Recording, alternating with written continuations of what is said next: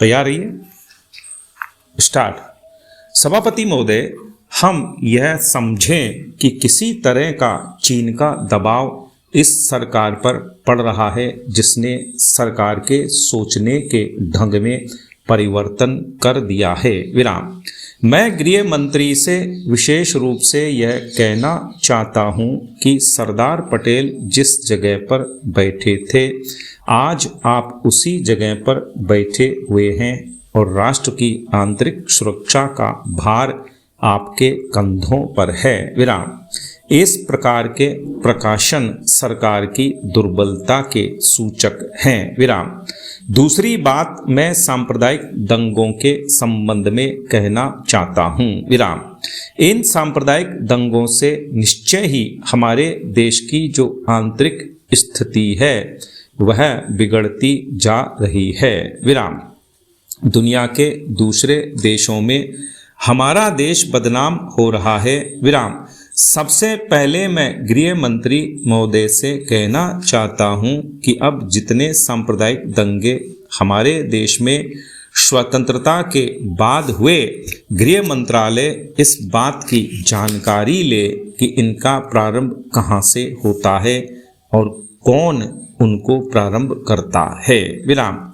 अगर इस देश का बहुमत उनको प्रारंभ करता है तब तो मेरा कहना यह है कि बड़ी कड़ाई के साथ उन पर काबू किया जाना चाहिए। विराम। लेकिन अगर दूसरे लोगों की तरफ से प्रारंभ होता है तो मैं समझता हूं कि उनके अंदर इतनी हिम्मत नहीं है। विराम। जब वे जानते हैं कि इसका परिणाम यह होगा कि हमको और हमारे दूसरे सहयोगियों को चोट लग सकती है, फिर भी वे इसका प्रारंभ करें तो मुझे ऐसा लगता है कि कोई तीसरी शक्ति अवश्य है जो आज भी 5 दशकों के पश्चात हमारे सामाजिक जीवन को दुखी बनाना चाहती है। विराम। पैरा। उदाहरण के लिए मैं एक ही बात कहना चाहता हूं। विराम।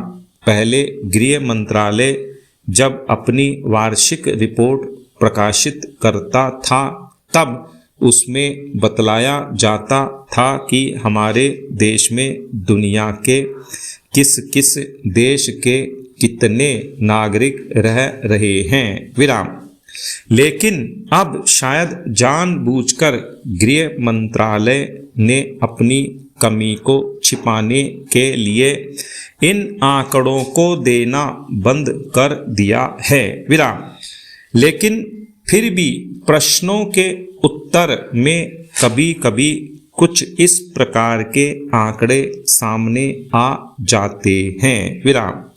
अभी हाल में जब यहाँ पूछा गया कि हमारे देश में पाकिस्तान के कितने नागरिक ऐसे हैं जो पासपोर्ट लेकर रह रहे हैं, तब उत्तर में सरकार ने बतलाया कि इस समय पासपोर्ट के आधार पर भारत में रह रहे पाकिस्तानी नागरिकों की संख्या लगभग 217,000 है।